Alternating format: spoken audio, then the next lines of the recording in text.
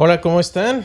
Bienvenidos a esta tarde fresca de octubre 31. Sean muy bienvenidos al podcast de Veritas Fidei. Estoy aquí con mi esposa Mónica Franco y estamos muy contentos de estar con ustedes. ¿Cómo estás, Moni? Hola, Cris. Hola a todos. Bienvenidos. Bienvenidos a todos. Vamos a estar saludando antes. Tenemos todavía 10 minutitos antes de comenzar y estamos aquí felices de estar con ustedes. Gracias por sintonizarnos y hoy tenemos un programa interesante. Vamos a hablar de un tema un poco controversial, como no es pocas veces que lo hacemos, ¿cierto? Vamos a ganarnos más amigos. No, vamos a seguirnos, Cris, porque el podcast pasado, martes pasado fue nada más en vivo para platicarles nuestro fin de semana, pero el antepasado hablamos de los cananeos y este podcast vamos a seguir como habíamos quedado. Perdón, tenemos ahí ya. Cris, vamos a saludar a los que se estén conectando. Bienvenidos todos. Y obviamente vamos a estar también respondiendo a sus preguntas en vivo, comentarios. Vamos a hablar hoy de Los aztecas. los aztecas. Acuérdense que estamos en vivo. Cualquier desconexión, cualquier cuatrapeo se vale. Cualquier No nos desperfecto técnico lo vamos a culpar al diablo por todo, como sucede. Y Cris, ¿quieres leer los mensajes que están llegando? Sí, saludos a Miguel Moctezuma Esquivel, saludos desde Tasco, Guerrero. Uy, muy difícil la situación allá en Guerrero, sobre todo en Acapulco. Sigan orando, por favor. Tenemos familia también que está por allá y ya pudimos saber que están bien, pero la situación es desesperada. Sigan orando, por favor, por toda la querida gente de Acapulco. Sandra Schenfeld. Dios bendiga. En Argentina está fresco, casi invernal, cuando debería ser temperatura de primavera. Pues acá también está frío. Pero acabamos de... Bueno, aquí en el sureste de Texas pasamos de invierno a verano muy rápido. Así que se acaba de terminar nuestro verano y ya empezó el invierno. Saludos Argentina. Ya era justo un poco de frío, Cris. Sí, ya hacía muchísimo calor acá también. Otro saludo. Andrés Alcedo. Andrés, perdón. Saludos desde Ecuador, bendiciones, sigan adelante, se aprende mucho de ustedes. Saludos, un abrazo fraterno a Ecuador. Gracias, Andrés. Gerson Óscares, hola Cris, saludos desde Santiago, Chile. Saludos a Chile. También les recordamos que al final del podcast vamos a estar respondiendo preguntas. Si en el inter que estamos explicando no respondemos preguntas, quédense hasta el final, por favor. Uh-huh. Sí, y si quieren echar a andar un poco motores, vamos a estar hablando de la maldad humana en el contexto pasado. Lo vimos acerca de los cananeos. Y hay gente que dice, bueno, ¿y qué de los aztecas o las culturas precolombinas? Obviamente, Mon y yo somos mexicanos, entonces vamos a hablar de los aztecas. Y bueno, pudieron haber sido salvos algunos sin conocer de Jesús. ¿Cuál era la magnitud de su pecado? ¿O no tenían pecado? O como dicen algunos ahora en Sudamérica, muchos dicen, bueno, debemos de volver a las raíces ancestrales pacíficas y armoniosas de nuestros antepasados, ¿no? Y bueno, vamos a hablar de eso hoy. Francisco J. López, saludos desde Zipaquirá, Colombia. Colombia, saludos Francisco, gracias por estar con nosotros, bienvenidos. También si tienen alguna sugerencia de temas, estamos aquí para servirles, para ayudarles pues con sus seres queridos, acercarlos a Dios, amigos, todo. Sí, nos vienen a veces con nosotros algunas personas que tienen preguntas acerca de cómo hablar con algún ser querido, tal vez una situación difícil, una conversación difícil. Y bueno, podemos tal vez por ahí darles alguna ayuda, algún consejo acerca de de estos temas también con muchísimo gusto. Unos minutitos más para que se conecten. Como empezamos a las 7, le estamos dando tiempo a todos que estén presentes. Y también el próximo martes también vamos a ahondar en esta cuestión de la maldad humana. Vamos a adentrarnos a una de las cosas que en la cultura de hoy es casi anatema hablar, es del pecado, ¿no? A la gente ya no le gusta hablar del pecado, de la maldad humana, y creo que parte de la razón por la que el evangelio y el cristianismo está cayendo en oídos sordos en nuestra cultura es porque esta idea de que el ser humano necesita redención, de que hay algo malo con el ser humano, se está perdiendo. Entonces creo que tenemos que volver muchas veces a convencer a la gente de que hay un problema serio con la humanidad, y eso es lo que vamos a estar abordando no solo hoy, sino en los siguientes podcasts con ustedes, con su compañía y con su ayuda. Javier Aguirre, saludos desde Little Rock, Arkansas. Me gustan mucho sus enseñanzas, gracias. Muy amable, Javier, bendiciones, Dios te bendiga, gracias por seguirnos y por estar con nosotros. También se escuchan timbres, perros ladrando y todo, es porque están llegando los niños a pedir Halloween. y una de las cosas que estábamos hablando es Halloween. No hemos tocado ese tema en particular, pero sí hemos hablado de ocultismo, de prácticas ocultistas y todo esto.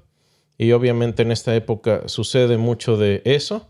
Pero también si tienen alguna pregunta de Halloween y todo eso, tengo por ahí, tenemos en el blog. Pueden buscar Halloween y tenemos ahí algunas entradas acerca del tema también. Y obviamente podemos responder sus preguntas, aunque no sean del tema específico que estamos viendo hoy. Puede ser cualquier pregunta de eclesiología, teología, historia de la iglesia, historia de las religiones, pluralismo, filosofía, apologética, obviamente, etcétera, etcétera. Así es. 3 minutitos. Bueno, estamos más. un minutito, se están conectando mucha gente, muy amables. Gracias por estar aquí. Para los que se acaban de conectar, vamos a hablar hoy de un tema de los aztecas. La vez anterior estuvimos hablando acerca de los cananeos, de la maldad de los cananeos y por qué se ganan y ameritan el juicio de Dios. Dios ejecuta una pena capital contra el pueblo cananeo por las abominaciones tan grandes que estaban haciendo. Y cuando estuve estudiando la maestría en la Universidad de Biola, me di a la tarea de estudiar este tema desde el punto de vista de los aztecas. ¿Por qué? Porque el humano es humano y, como van a darse cuenta hoy, muchas de las personas que piensan que el ser humano es bueno por naturaleza están equivocados. Y algunas veces utilizan estas culturas precolombinas como ejemplo, ¿no? De que vivían en armonía y vivían en armonía con los demás pueblos y vivían en tranquilidad con la naturaleza, etcétera, ¿no? Entonces vamos a estar hablando un poquito de eso. Gracias a todos los que están siendo pacientes. 2 minutitos más para empezar.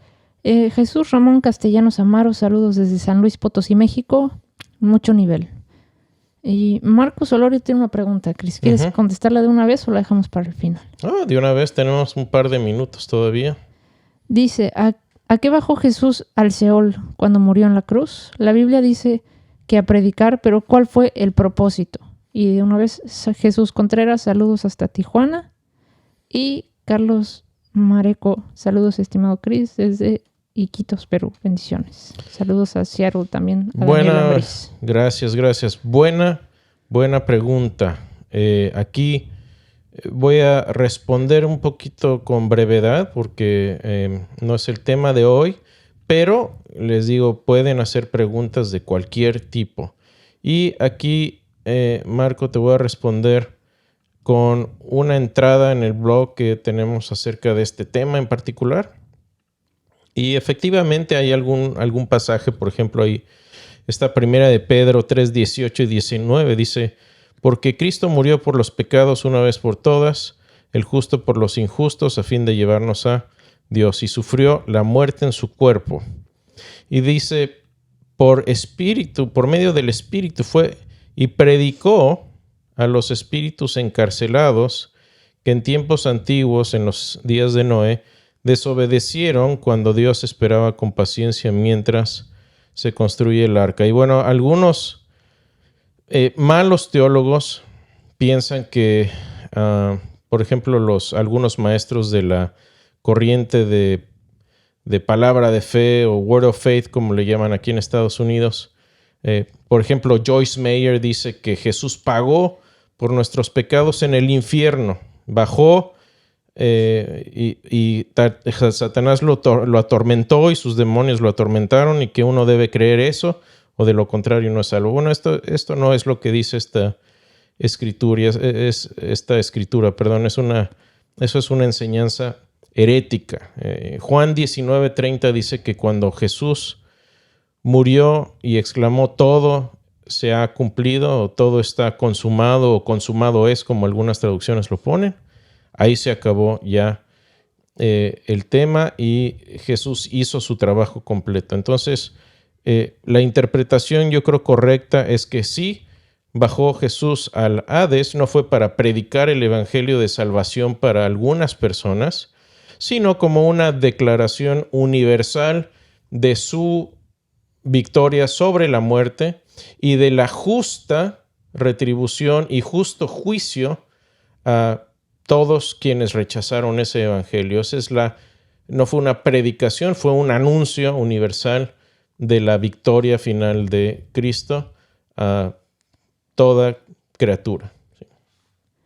Gracias, Chris. Pues, ¿qué te parece si comenzamos? Vamos a seguir respondiendo sus preguntas al final. Adelante. Y por cierto, Marco, en el artículo ahí vienen referencias y vienen un poquito más a profundidad tu pregunta respondida. Pues, Chris, tú y yo somos mexicanos, tú y yo nacimos, crecimos allá. A mucha honra. A mucha honra. Tú más tiempo que yo, pero sí. Sí. ¿Y qué pasa cuando estamos aquí en Estados Unidos? Tarde o temprano hemos convivido con escépticos, hispanos y todo, y tarde o temprano sale al tema del destino de los aztecas. ¿Qué pasó? Y son las típicas preguntas. Si Dios era justo, ¿qué camino de salida les dio, no? Si Jesús era la salvación, ¿qué pasó con los aztecas? O si Dios era justo, ¿por qué permitió que llegaran a destruir una cultura tan rica, no? Hiciste muchísimas preguntas ahí. Son las típicas. Y son las típicas y las vamos a resolver hoy. Y claro que sí. Mira, una cuestión aquí es que muchas veces estas preguntas tienen por detrás la implicación de que Dios de alguna manera es injusto.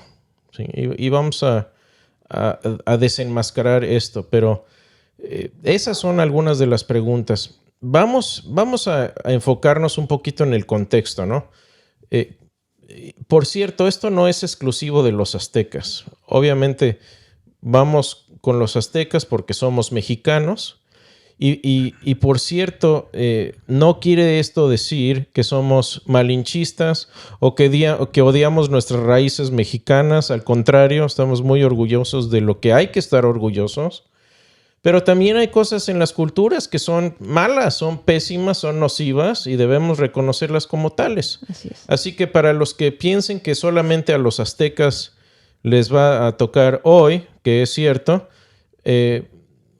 no solo somos nosotros los mexicanos que tenemos ancestros con problemas. Voy a estirarme un poquito aquí a agarrar un libro. Una de las cosas que se me quedaron como proyecto y es escribir acerca de otras culturas indígenas norteamericanas. De Sudamérica ya conocemos bastante, pero de Norteamérica está este libro, y no sé si me puedas ayudar a centrarlo, Moni. Ese libro habla de las costumbres extremadamente salvajes de los indios norteamericanos y de muchas culturas, incluyendo canibalismo, incluyendo... El libro se llama, por cierto, Cannibalism, Headhunting, Cazadores de Cabezas, y Sacrificio Humano en Norteamérica. Una historia olvidada. El autor es George Franklin Feldman. Muy, muy buen libro. Entonces vamos a ubicarnos, ¿no? El punto de esto es que no es nada más un problema de los aztecas, es un problema humano, es un problema de la cultura y de la naturaleza humana. Entonces, si nos ubicamos un poquito en el tiempo, estamos hablando de 1480, 1500, donde estamos en el pináculo de la potencia y de la cultura azteca, a mando del emperador azteca que en su tiempo era Ahuitzotl, ¿sí? El 8º emperador azteca. Y nada más para que nos demos una pequeña idea, estos aztecas, los aztecas, gobernaban sobre unos 25 millones de habitantes. Y la capital, Tenochtitlán, tenía entre unos 200,000 habitantes, y eso es un dato muy conservador. Si ponemos en perspectiva, en la misma época, Londres tendría unos 40,000 habitantes y París unos 65,000 habitantes. Entonces esto era una mega metrópolis, no era un pueblito por ahí olvidado, era una gran metrópolis. Y recuentan ahí los españoles que quedaron absolutamente impresionados cuando llegaron al lago de Texcoco y vieron la construcción en medio del lago de una gran metrópoli. Ahora, la otra cuestión que mencionaste, Moni, es que los aztecas no tuvieron acceso a ser salvos porque el cristianismo no llegó hasta que llegó Hernán Cortés, y por cierto no llegó un muy buen sabor de cristianismo, llegó de una manera impositiva, lo cual es absolutamente aberrante. No lo defiendo, es absolutamente incorrecto eso. Pero al mismo tiempo Jesús declaró que es el único camino a Dios. Juan 14:6 dice: soy el camino, la verdad y la vida. Nadie viene al Padre sino por mí. Y en Juan 1 también dice, por otro lado, que el verbo Jesús está desde el principio, ¿sí? Entonces, ya pusimos un poquito del contexto aquí. Y sabemos por medio de Romanos, también de la carta a los Romanos de Pablo, que el poder y la divinidad de Dios se manifiestan en la creación del mundo, en el universo. Y por medio de eso, la gente no tiene excusa de decir no hay Dios. Es decir, cuando uno se encuentra en medio de esta naturaleza, en una noche estrellada, me imagino, viendo la diversidad biológica del mar, de la selva, la conclusión lógica es alguien inteligente debe estar atrás de esto. Uh-huh. Esa es la conclusión. Y Dios no nos va a juzgar por algo que no sepamos. Dios nos va a juzgar por algo que sabemos. Y aquí es donde pienso yo que el código moral de Dios, es decir, la gente sabe cuando están haciendo algo mal. La gente tiene esa brújula moral. Y Jesús ha estado disponible a toda persona desde antes de su encarnación. Y creo que también la oferta de salvación ha estado presente de parte de Dios, como dice Gálatas 2:7, por parte de Dios. Dice Gálatas 2:7, dice: antes, por el contrario, como vieron que me había sido encomendado el evangelio de la incircuncisión, como a Pedro el de la circuncisión. Este evangelio ha estado disponible o vigente desde siempre. Así es como se salvaba la gente en el Antiguo Testamento, por medio de la esperanza de que vendría un Mesías.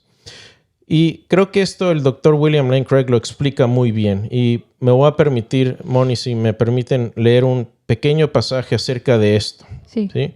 Entonces, lo que acabo de hablar de que hay revelación natural y que Dios no va a juzgar a un pueblo por lo que no saben, sino por lo que sí saben, he aquí lo que dice el doctor Craig acerca de esto. Dice, esto no significa que la gente pueda ser salva aparte de Cristo. ¿Sí? No estamos siendo universalistas aquí. Por favor, no vayan a sacar este podcast de contexto y digan, Chris y Mónica son universalistas, vamos a dejar el podcast. No somos universalistas. El evangelio viene por Cristo, pero antes bien significa que los beneficios de la muerte redentora de Cristo podrían ser aplicados a personas sin su conocimiento consciente de Cristo. Una cosa es que la salvación venga por medio de Cristo y otra cosa es que venga por medio del conocimiento consciente de Cristo. Tales serían personas como ciertos personajes del Antiguo Testamento, como Job o Melquisedec, quienes no tuvieron conocimiento consciente de Cristo y que tampoco fueron miembros del pacto abrahámico con Israel y sin embargo gozaron de una relación personal con Dios. Igualmente podrían haber Jobs o Melquisedecs modernos viviendo entre las poblaciones de gente que aún no han escuchado el evangelio de Cristo. ¿Sí? Voy a hacer una pausa ahí por si hay algún comentario, preguntas. No. Dije mucho, entonces quiero dar un pequeño respiro aquí. Ok, Chris, ¿quieres contestar las preguntas de las personas o quieres dejarlas al final? Si quieren lo podemos dejar al final para abordar el material, porque tal vez muchas de estas preguntas también se resuelvan. Ok, Chris. Pero yo sí tengo una pregunta. ¿Cuál fue la magnitud del pecado de los aztecas? Sí. Si es que lo hubo. Sí, bueno, y de nuevo, no es que estemos... no me da orgullo hablar de la maldad de nuestros ancestros. Y de nuevo voy a hacer una pausa aquí. A nadie le gusta enunciar los horrores de su propia cultura, ¿sí? No es con gusto que hablamos de esto. Pero si no lo hacemos, tampoco vamos a entender bien la naturaleza humana, ¿sí? Yo estoy muy agradecido de haber crecido en México. Creo que es una cultura en muchos aspectos hermosa, rica, maravillosa. La comida es sin igual, etc. Pero también las culturas tienen su lado oscuro. Y los mexicas, los aztecas no fueron la excepción y finalmente fueron humanos corruptos como cualquiera. ¿Sí? Y tampoco quiero que piensen que, bueno, aquí vamos a defender a los españoles. Muy lejos de la realidad. Tampoco vamos a hacer eso, porque luego hablo de esto y ya está defendiendo a los españoles, el mes de la hispanidad, y va a defender a los españoles. No, claro que no. Los españoles eran igual de corruptos que los aztecas, porque también eran seres humanos. Es un problema humano y, por favor, enfaticemos y entendamos esto. Ahora, vamos a ver un poquito de la perversión del pueblo azteca. ¿Te parece? Sí. Esa es la pregunta. Gracias. Bueno, hablemos primero de perversión sexual. La poligamia era ampliamente aceptada en la cultura azteca y, de hecho, se practicaba muchísimo en los círculos de nobleza. Se sabe de gobernadores, por ejemplo, el gobernante de Texcoco. No voy a nombrar nombres porque se les van a olvidar, pero el segundo emperador azteca que gobernó unos 24 años, entre 1391 y 1415, según datos muy conservadores, poseía unas 2,000 mujeres y tenía al menos 144 hijos. ¿Ok? No me estoy sacando estos datos de la manga. Si quieren pueden ver uno de los grandes eruditos que me estoy basando en eruditos, incluso mexicanos, que afirman esto. Y esto lo hacían para aumentar su círculo de influencia, ¿sí? Más matrimonios ordenados, más matrimonios con influencia de poder, más hijos daban al funcionario o al emperador una apariencia más robusta de poder. Entonces, de hecho, el panteón de dioses aztecas tenía a Xochipitl, que era el patrón de la homosexualidad y prostitución masculina. Y bueno, pueden leer más de esto. Sacrificio de niños. Hablamos de sacrificio de niños con los cananeos. Bueno, aquí tampoco era excepción. Y muchas veces yo leí las fuentes primarias. Y una de las fuentes primarias fue Fray Bernardino de Sahagún. Y muchos decían, a ver, este hombre pasó unos 50 años estudiando y pasó tiempo viviendo entre los aztecas, aprendiendo la lengua, etc. Fue misionero católico ahí. Y en sus escritos describe algo que debe ser algo de lo más espeluznante que hay en la historia. Él, y voy a leer aquí un pedacito, porque creo que esto merece entender a qué grado la perversión azteca llegaba. Dice, el año azteca está dividido en 18 meses. Al menos 16 de esos meses realizaban diferentes tipos de sacrificios humanos. Durante el primer mes, el más seco de temporada, los aztecas sacrificaban niños a Tlaloc, el dios del agua y la lluvia. Uh-huh. Ellos creían que las lágrimas de los niños aseguraban la caída de abundantes lluvias durante el año.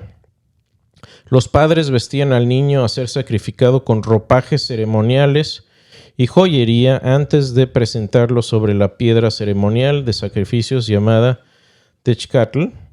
El infante era sujetado por 4 sacerdotes por las extremidades.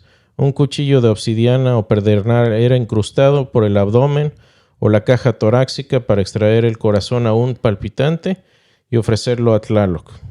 Si el pequeño no estaba llorando antes del sacrificio, se le arrancaban las uñas de las manos para asegurar abundantes lágrimas. El cuerpo ya sin vida era tirado al pie del altar de sacrificios y preparado para ser cocido y comido en un ritual. Estos niños típicamente tenían entre 3 y 6 años de edad. Estas historias, por mucho tiempo, los historiadores mexicanos dijeron que eran inventos, ¿sí? Y hay otros recuentos, no solo esto, ¿sí? Y los descartaban los eruditos mexicanos como exageraciones o inventos de los españoles para justificar su brutal colonización. Pero sucede que esto es contradecido y se sustenta por medio de recientes descubrimientos arqueológicos.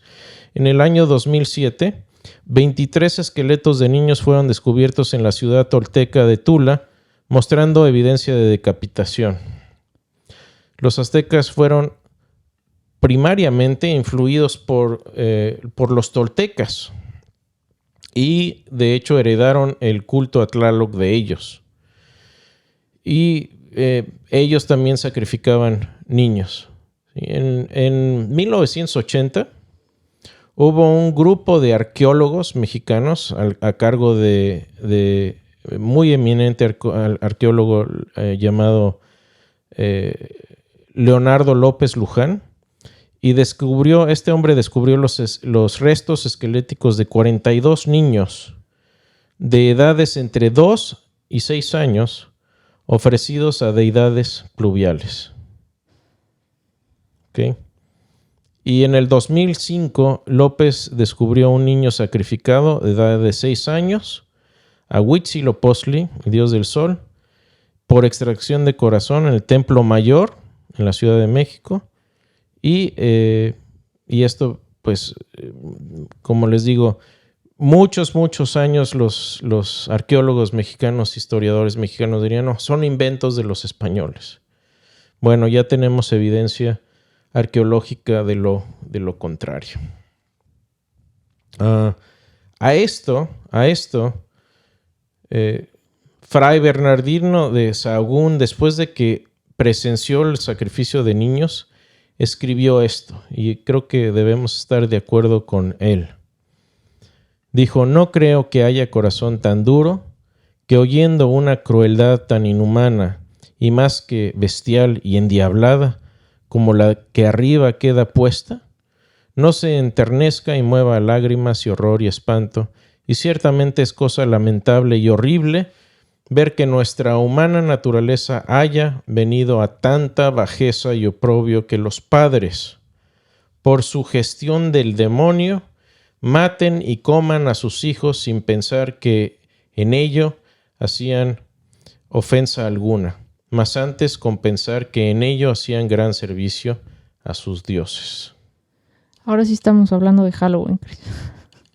Si quieren historias de Halloween, ahí vamos. Y no solo eso, queremos hablar de cosas espeluznantes también, sacrificios humanos y canibalismo. Estos son hechos bien establecidos por la historia y por la arqueología. Los aztecas creían primariamente en el dios del sol, era su dios principal, Huitzilopochtli, y necesitaban sangre humana para que el sol pudiera resurgir cada día, y esto frecuentemente se seguía con ritos de canibalismo. ¿Sí?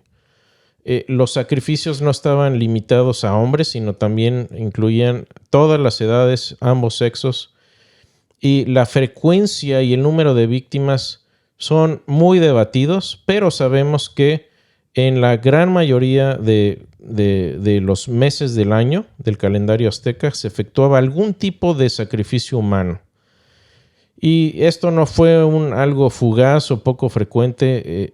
De hecho, tenemos recuentos de que algunos españoles fueron ellos mismos sacrificados tras su captura. Y esto lo relata Bernal Díaz del Castillo. Conforme emprendían una retirada con Cortés de Tenochtitlán, después de que hubo una revuelta de los aztecas, ellos empiezan a huir de Tenochtitlán, y esto es lo que escribe Bernal Díaz del Castillo. Y voy a leer esto para que entiendan un poquito, se metan un poco a la historia de lo que estaba pasando ahí. Esto lo recuenta un español huyendo de Tenochtitlán. Dice así: y tornó a sonar el atambor muy doloroso de Huitzilopochtli, los tambores, y otros muchos caracoles y como trompetas, y todo el sonido de ellas era espantable, y mirábamos al alto Q, es decir, al monte, en donde los tenían, y vimos que llevaban por fuerza los llevaban por fuerza a las gradas arriba a nuestros compañeros que llevaban a sacrificar. A muchos de ellos les ponían plumajes en las cabezas y les hacían bailar delante de Huitzilopochtli, y desde que habían bailado, luego les ponían de espaldas encima de unas piedras algo delgadas que tenían para sacrificar, y con unos navajones de pedernal los aserraban por los pechos y les sacaban los corazones bullando, y se los ofrecían a sus ídolos. Y los cuerpos dábales con los pies por las gradas abajo, y estaban aguardando abajo otros indios carniceros que los cortaban brazos y pies, y las caras desollaban y los adornaban después como cuero de guantes, y con sus barbas las guardaban para hacer fiestas con ellas cuando hacían borracheras, y se comían las carnes con chilmole.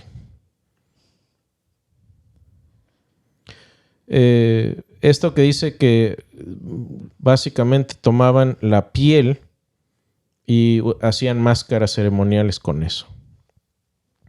Y el chilmol era una combinación de condimentos y con eso se comían a las víctimas. Y continúa, no ha terminado, dice: las barrigas y pies echaban a los tigres y leones que tenían en la casa de las alimañas. Vinieron de repente sobre nosotros grandes escuadrones de guerreros y nos decían: mirad que de esta manera habéis de morir todos. Entonces los aztecas les gritan a los españoles: miren que de esta manera ustedes también van a morir. Y nos echaban piernas de indios asadas y otros brazos de nuestros soldados y nos decían: comed de las carnes de estos y de vuestros hermanos, que ya bien hartos estamos de ellos. Y aquí hartos no quiere decir cansados, quiere decir saciados de estárselos comiendo. Y este espeluznante tipo de reporte no es único y aunque el sacrificio ritual humano parece haber sido muy general, según como lo vimos, lo hemos visto en este libro, en el norte y en el sur de América, la cantidad de personas sacrificadas era espeluznante.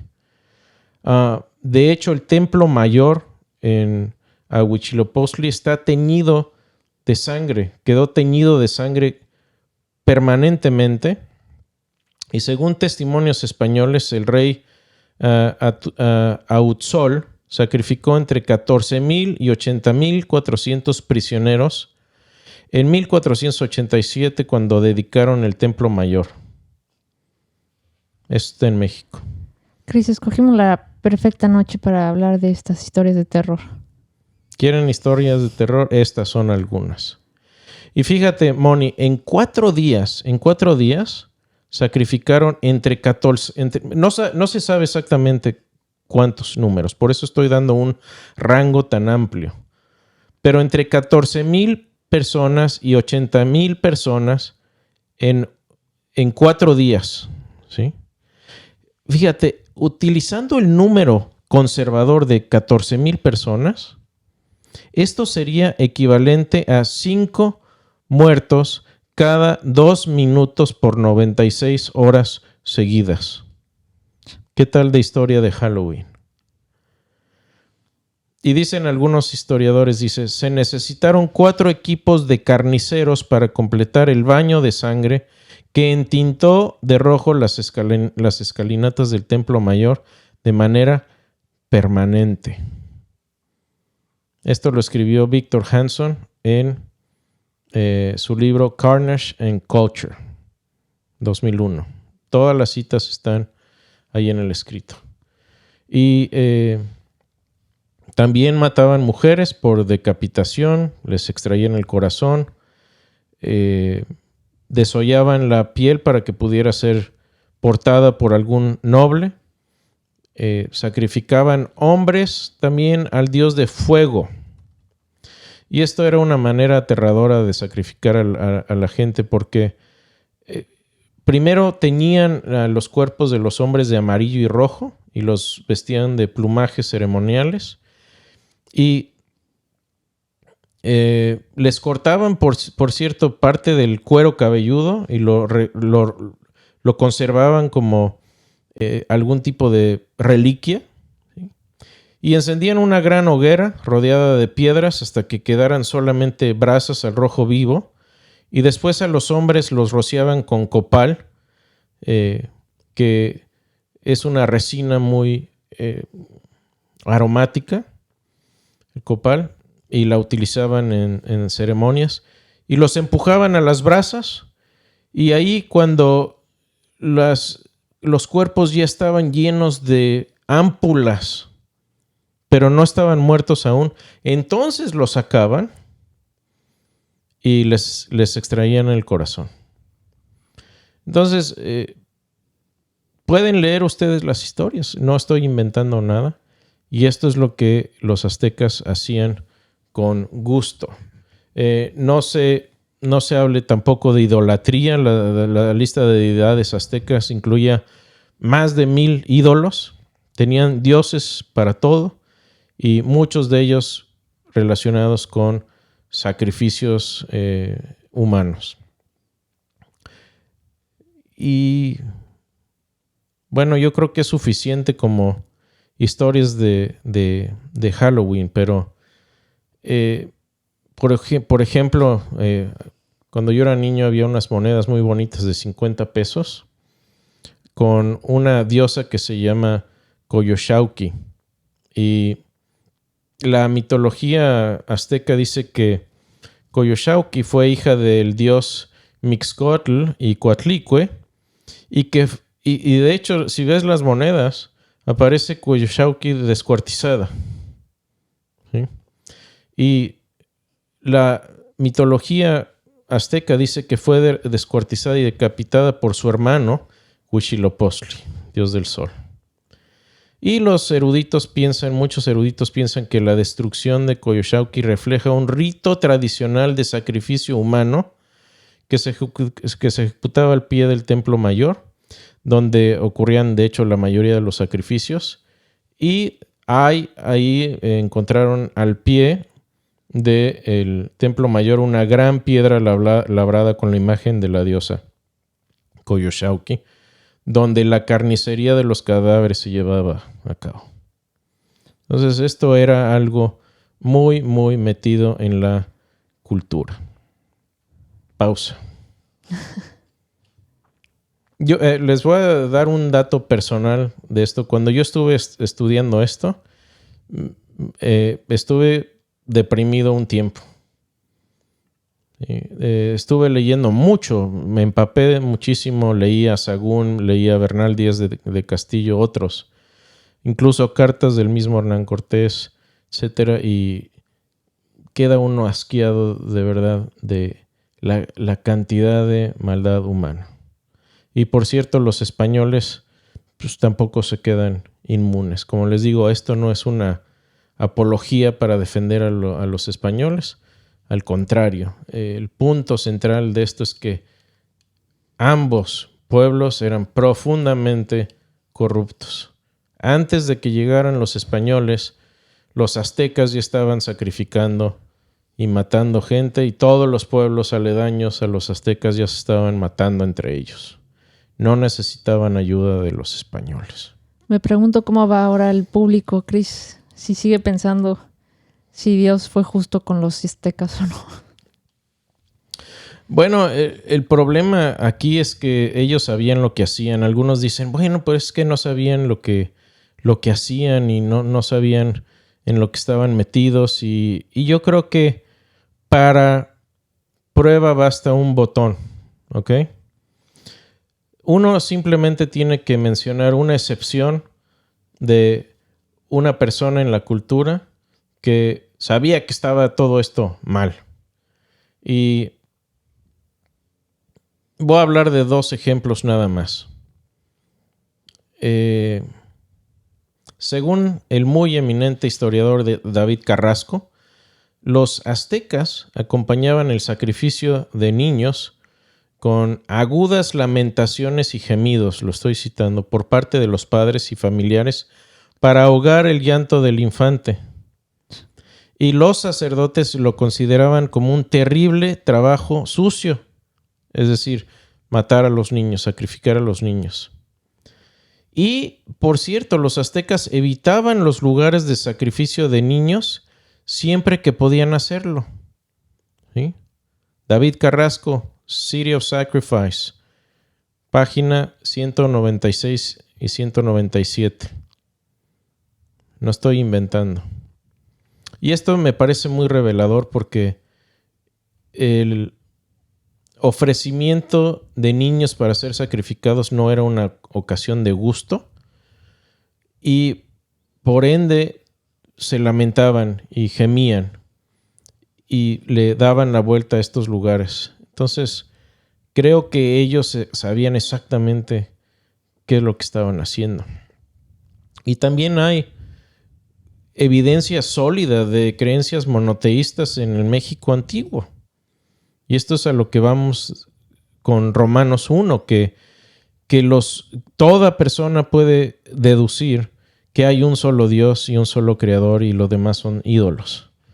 Y esta fue la deducción de un rey poeta que vivió entre 1402 y 1472, que se llamó Netzahualcóyotl. Si somos mexicanos y crecimos en la Ciudad de México, nos pusieron a leer en la primaria poemas de Netzahualcóyotl. Y este rey, poeta, regente, era filósofo, vivía a un lado de este lado del lago de Texcoco, a la orilla de donde se fundó la Tenochtitlán, y concibió a una idea única e invisible de Dios al que le llamó Tloquenahuaque. Fíjate. Y favoreció siempre ideas monoteístas y despreciaba el sacrificio humano. Fue justo, fue brillante, fue un gobernante brillante y se refería a Dios como algo invisible, algo intocable, algo que no se puede poner en palabras, ¿sí? Y voy a leer un pequeño fragmento de una de sus poemas donde hace estas preguntas retóricas acerca de Dios. Fíjate, dice, solo allá en el interior del cielo tú inventas tu palabra. Le está hablando a Dios. Dador de la vida, ¿qué determinarás? ¿Tendrás fastidio aquí? ¿Ocultarás tu fama y tu gloria en la tierra? ¿Qué determinarás? Nadie puede ser amigo del dador de la vida. ¿A dónde, pues, iremos? Y en sus poesías, Moni, se ve ese anhelo de conocer al Dios verdadero y de lo poco saciado que estaba con los sacrificios humanos. Estaba harto y cansado. Y de hecho, dedicó una pirámide a Tloquenahuaque sin ídolos y sin sacrificios. O sea, y él decía, Dios es insondable, no podemos ponerlo en imágenes. Ese no es el Dios verdadero. Y hay otras referencias a culto monoteísta en culturas prehispánicas en Mesoamérica.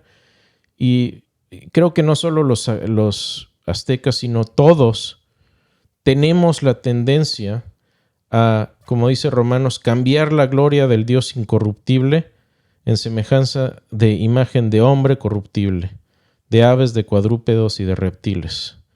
Por lo cual Dios también los entregó a la inmundicia en las concupiscencias de sus corazones, de modo que deshonraron entre sí a sus propios cuerpos. Yo creo que los aztecas no fueron la excepción aquí y sabían lo que estaban haciendo. Ellos sabían que estaban haciendo mal al matar niños, al sacrificar niños, y creo que sabían exactamente qué estaban haciendo. Chris, ¿no se te hace impresionante la similitud que hay entre los cananeos, entre los aztecas y entre la actualidad? Es el problema, ¿no? Nos gusta hablar de los aztecas, de los cananeos, pero la cultura no ha cambiado. ¿No? Sigue lo mismo que hemos mencionado. Sigue lo mismo. Sigue la perversión sexual, sigue el sacrificio de niños. ¿Qué más en estas fechas con los satánicos y con otras culturas? Siguen los idólatras. Seguimos siendo exactamente lo mismo, Chris. El ser humano no ha cambiado. Y si pensamos que somos mejores, fíjense en esto, si pensamos que somos mejores o que nuestra cultura o el ser humano ha evolucionado a una estatura mejor que la de los aztecas o la de los cananeos, yo tengo aquí dos reflexiones. La primera es, ¿qué inferencia lógica o de dónde estamos sacando que somos inherentemente o moralmente mejores a estas culturas? Y por cierto, las culturas y los grupos que empezaron pensando que eran moralmente superiores a los demás, si pensamos así, ese pensamiento de que eres superior a otra cultura es siempre el primer paso hacia el genocidio. Así es. Así que creo que lo que aprendemos de esto es que más de 500 años después, si vemos el espejo, si nos vemos en el espejo de los ancestros y vemos la sociedad actual, estamos reflejados ahí. Lo mismo, sodomía, genocidio, incesto, pornografía, sacrificio de niños por medio del aborto, idolatría, egoísmo, materialismo, prostitución, tráfico de niños, canibalismo, pedofilia. Y aquí la pregunta ¿es nuestra lista de pecados distinta a lo de los aztecas o de los cananeos? Y somos tan arrogantes y ciegos como para pensar que somos mucho mejores. Y como dije la vez pasada, todo el tiempo pedimos a Dios que intervenga y que elimine la maldad del mundo, sin darnos cuenta que a veces lo hace. Dios elimina el mal ejecutando juicios hacia los cananeos. Lo hizo con otros pueblos. Y yo no sé si hizo lo mismo con los aztecas o no. No voy a meter a especular ahí. ¿Es posible? Sí, es posible. Pero creo que Dios tiene límites y creo que es posible, no estoy diciendo que vaya a suceder, pero es posible que dada la misma o las listas similares de pecados, no me extrañaría que seamos los siguientes. Y que cuando pedimos a gritos que Dios termine con el mal, no estamos pidiendo implícitamente nuestra propia destrucción. Así es. Cris, pues tenemos 10 minutitos para contestar las preguntas, saludar. ¿Puedo terminar con un último pensamiento? Claro que sí. Gracias, Cris. No quiero terminar sin decir que necesitamos analizar el pasado y precisamente irnos más atrás. Hace 2000 años, un poco más de 2000 años, y meditar en el sacrificio de Jesús de Nazaret por nuestro propio bien.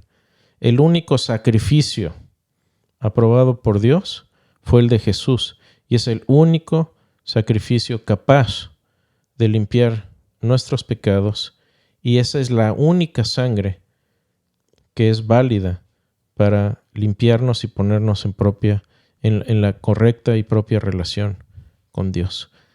No veamos a los cananeos 4000 años atrás, 3000 años atrás, o a los aztecas 500 años atrás. Veamos 2000 años en medio el sacrificio de Jesús. Muchas gracias, Cris. Gracias a Dios, gracias a ustedes. Apunté algunas preguntas, pero quiero empezar con Madeleine Rieder. Aquí seguimos y seguiremos, por muy difícil que sea escuchar estos testimonios. Les envío un cariñoso saludo. Gracias, mamita, te amamos, muchas gracias. Bueno, Cris, aquí apunté unas preguntas antes de que se nos cortara la transmisión. Uh-huh. Y Carlos Pedrosa, ¿qué piensan sobre la historia contada en el libro del Mormón?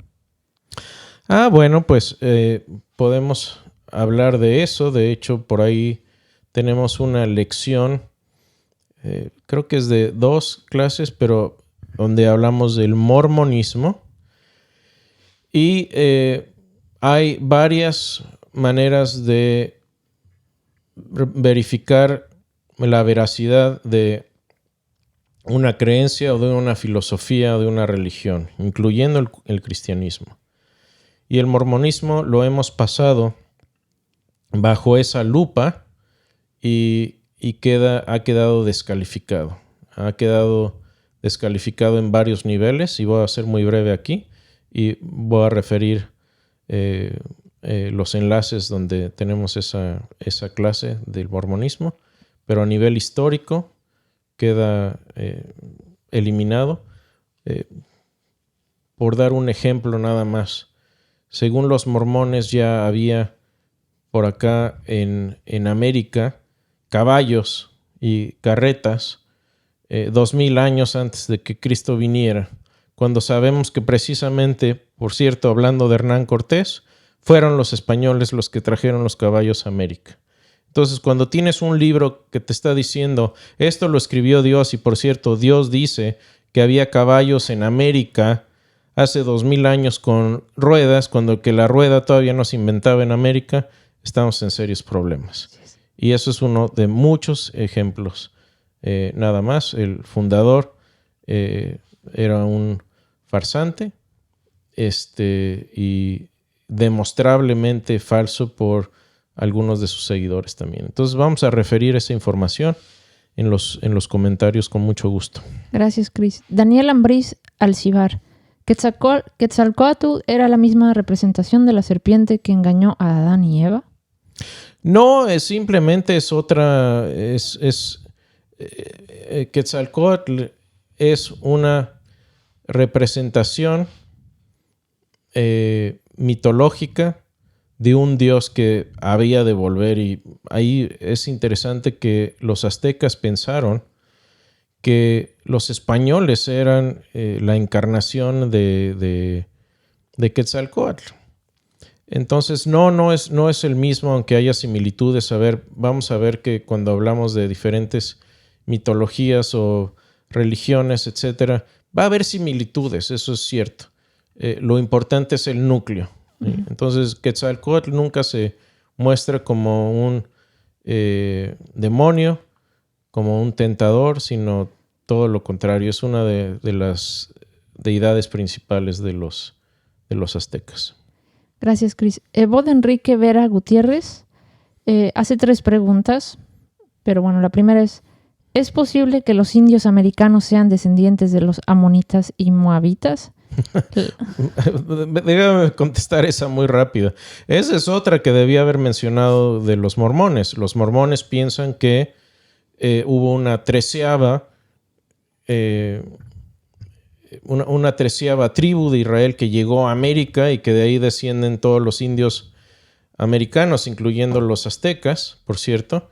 Y simplemente si uno se pone a ver estudios de genética serios, uno va a ver que las razas más puras americanas tienen 0, 0, 0, 0, 0 ADN y material genético semítico. Entonces, científicamente es otra prueba, no solo históricamente, sino científicamente queda también descartado esa historia del libro de Mormón. Y es muy triste que el mormonismo haya tenido tanto auge en Sudamérica, porque eso es lo que llegaban pregonando a las puertas de los hogares. Decían, tú eres descendiente de esta 13ª tribu de Israel, eres descendiente directamente eres del pueblo de Dios y eres de ese pueblo. Y a quién no le gusta que le digan, eres la 13ª tribu perdida de Israel. Parece más una historia de la serie que se llamaba Galáctica, que veía de chiquito, que la 13ª raza de humanos salió y se perdió y de ahí venimos. Es un mito demostrablemente falso por estudios genéticos. Y las otras 2 es, ¿qué libro me recomiendas para hacer seguimiento del linaje de las culturas como China, Japón, aztecas, mayas, cherokee y todas esas culturas que tienen algo en común? Y también te pregunta, cuando leíste el poema de... sí, de Netzahualcóyotl. Uh-huh. Cuando leíste el poema, sí, de Netzahualcóyotl, puso, wow, ese hombre buscaba a Dios, den la referencia. Uh-huh. Entonces... la referencia de ese libro, hay un libro, debe haber muchos más libros, pero el libro que yo consulté está en inglés. Es Martha L. Canfield. El libro se llama Literatura Hispanoamericana, Historia y Antología, publicada en Milano, en Italia. Y la editorial es Ulrico Oepi Editore. Es un libro del 2009. Si la referencia no salió, es la nota al pie de página del escrito de los aztecas número 38. Ahí viene esa referencia. Podemos poner escrito en los comentarios. Pero yo diría, muchos de estos poemas de Netzahualcóyotl, la información deben estar públicamente disponibles. Uno debe poder encontrar los poemas y mucha información de Netzahualcóyotl en línea. Gracias, Cris. Gonzalo Chaverri dice, buenas noches, ¿qué diferencia existe entre la promiscuidad de los aztecas, entre paréntesis, como usted menciona, con el rey Salomón que tuvo 1000 mujeres? ¿Fueron pervertidos los dos o solamente el emperador azteca?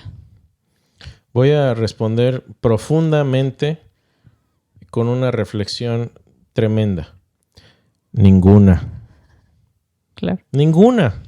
¿Por qué? ¿Qué fue lo que pasó con el rey Salomón? Que a pesar de toda su sabiduría, su problema fue idolatría. Por eso se fue con otros dioses y por eso se fue con muchas mujeres, porque era lo que practicaban los pueblos paganos de alrededor. Y precisamente por eso es que Dios, como vimos en el podcast anterior, por eso es que Dios juzga también a los judíos. Aunque eran su pueblo elegido y se reveló a través de ellos, también les cae juicio tremendo, son deportados a Babilonia, tienen sufrimientos terribles, precisamente porque hicieron las mismas abominaciones que los cananeos, y Salomón sufrió. Vean cómo terminó su vida, precisamente por alejarse del estándar divino y alejarse y ir a adorar a otros pueblos, otros dioses. Gracias. Dar WAZZD. Saludos, Cris. Un saludo, muchas gracias por estar con nosotros. Jonathan Murcia. Saludos, querido Cris. Jonathan, un saludo, mi hermano. Y Doña Qué bueno Dupont. que estás por acá. Señora Dupont, más respeto. No, doña también es correcto. Es desde más altura. Gracias, Jonathan. Un gusto y gracias por el ministerio que hacen. Si no, siguen a Jonathan Murcia en redes sociales. Síganlo. Gran hombre de Dios, apologista. Muchas gracias, Jonathan. Te mando un abrazo fraterno. Robé, saludos desde Morelos. Gracias por hacer muy entendibles sus explicaciones. Gracias, Irv. Gracias por seguirnos. Bendiciones. Uriel Ascanio. ¿Cómo así que nadie puede ser amigo de Dios? Si Dios mismo testificó que Abraham es su amigo y Jesús también nos llama amigos. Sí, esto es con referencia al poema.